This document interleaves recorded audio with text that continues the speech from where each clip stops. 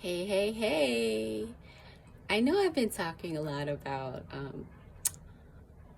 your relationship to objects and images and the stories that they may be telling you, and they could be, very, very positive stories, or they could be stories um, that you want to look at, that, are maybe sending you a message that you don't want them to send. And the thing that I want to emphasize is that when I speak about this, I really am coming from a place of compassion, because I also know that um, we as moms, we're not all the same, and we have different relationships to how we like our things to be around us. Okay, so there are some people, I mean, this actually even goes into personality types, to your elemental type. Okay, so there are some people like myself. I am very strong in the earth element, but I also have some metal in my personality. But as an earth person, I love to be hugged by things. Like, I actually love having items around me. Um, I tend to not like having a blank wall. So for me, I do tend to have quite a number of objects around me. It's just that I'm careful about having it be like visual overload, or having a feeling of clutter or chaos, because for me, then that increases my anxiety. Okay, but we all have different feelings about clutter. Like, even my husband, he says that it doesn't affect him. um, but I think it does without him truly realizing it, because what I see is that he has difficulty finding things when he needs them.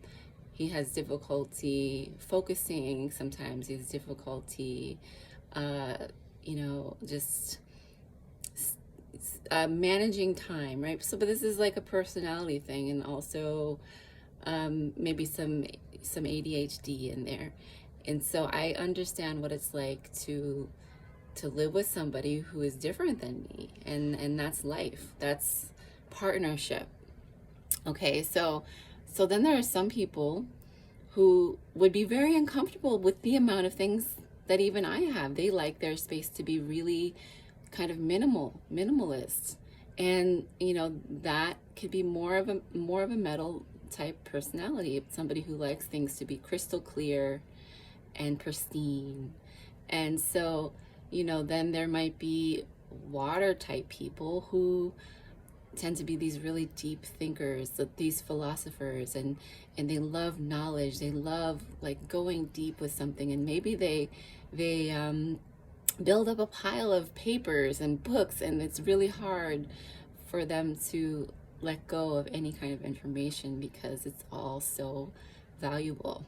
Okay, so there are some people who actually like to have a lot of things around them, and it doesn't bother them, and that's okay.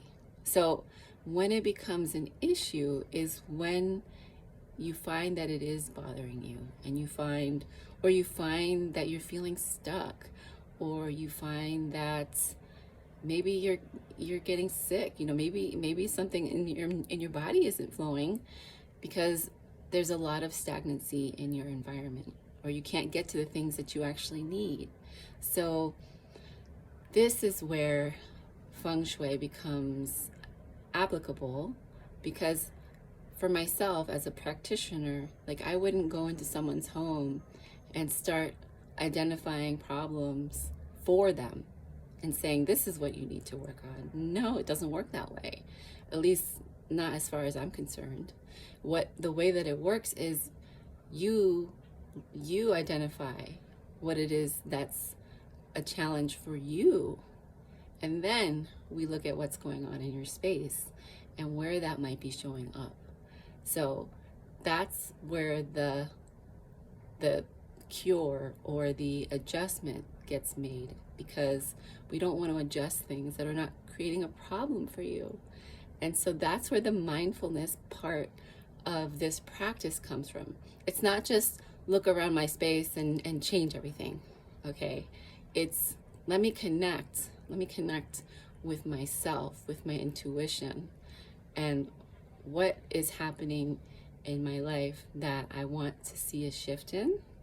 And then I can go from there. You can go from there and start looking at what area in your life is this that you need some transformation, and where is this area connected to energetically in my home as a whole, and in each room, or especially the rooms where you spend the most time in, like your bedroom, or maybe you have a home office, or the center of your home, because the center of your home is connected to every area in your home and every area in the Bagua, which is the energetic map that we use to look at the story of your life as it relates to your home.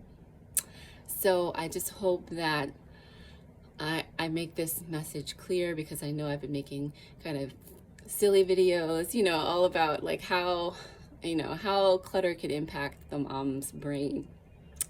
And I also want to acknowledge that there are there are moms who are living with clutter who are okay with it, and that's okay too.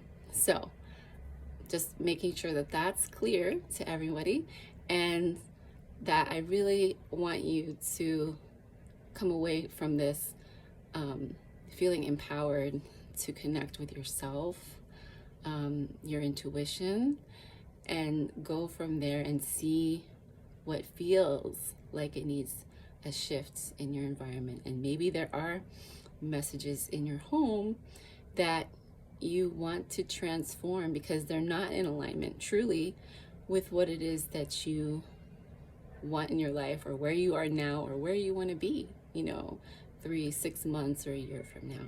Okay, so go ahead and take some time and connect with yourself, and listen to yourself, listen to your body, listen to your heart, listen to your soul. And my love goes out to all of you.